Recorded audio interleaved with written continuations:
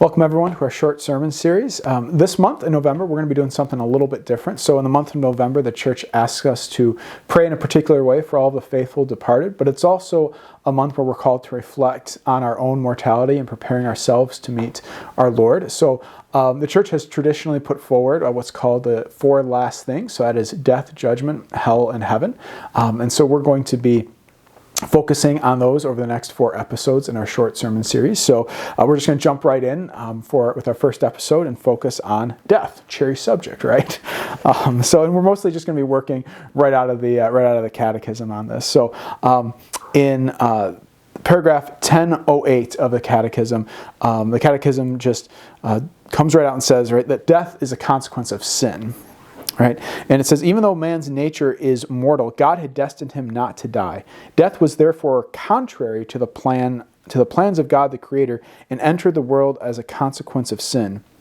Bodily death, from which man would have been immune had he not sinned, is thus the last enemy of man to be conquered. Right? So the Catechism is saying, look, death and suffering that was never part of God's plan for the human race. If Adam and Eve hadn't sinned, then we wouldn't have experienced death. But after they choose themselves, right, they say no to God, then death, disease, pain, suffering, all of mistrust between human beings and between God enters in.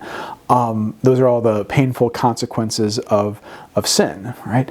And that would be pretty dreary and depressing if Jesus hadn't come, but God sends his son Jesus to suffer, die, rise again, to break the bonds and break the power of death. And so in the next paragraph, the Catechism says that death is transformed by Christ. That he himself suffered the death that is part of the human condition. Despite his anguish as he faced death, he accepted it in an act of complete and free submission to his Father's will. The obedience of Jesus has transformed the curse of death into a blessing. And then in the next paragraph, it goes on to say, because of Christ, Christian death has a positive meaning. For to me, to live is Christ and to die is gain. And it's quoting St. Paul there. And later on, the Catechism will say that in death, God calls man to himself, right, which might sound like kind of an odd way of looking at death.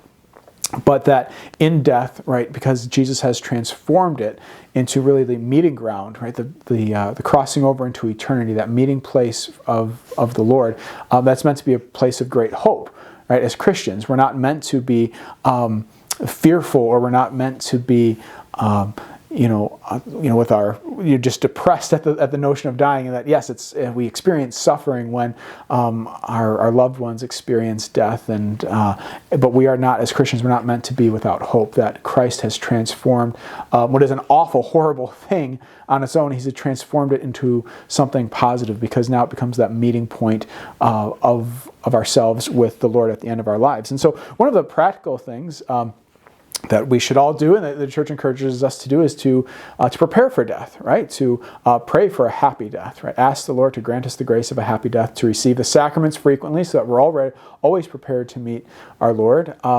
And again, certainly to be praying for those that have gone before us, but that we should always keep that in mind, that we all will die at some point. And so, what are we doing? How are we living our lives in order to prepare to meet our Lord at the end of our life?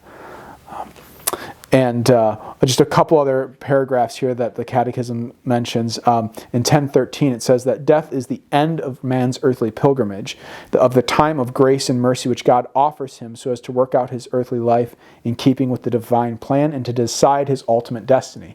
So I think another way of putting that is, death in some sense is really the most important moment of our life. Right?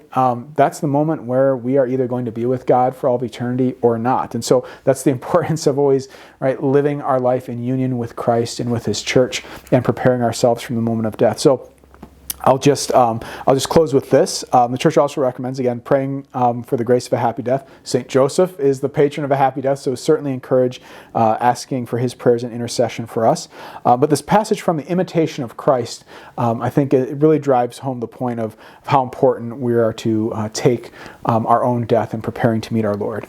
So it says, every action of yours, every thought should be those of one who expects to die before the day is out. Death would have no great terrors for you if you had a quiet conscience. Then why not keep clear of sin instead of running away from death? If you aren't fit to face death today, it's very unlikely you will be tomorrow. And so, my brothers and sisters, I hope that's helpful, and we'll see you at our next episode where we'll be talking about judgment. God bless.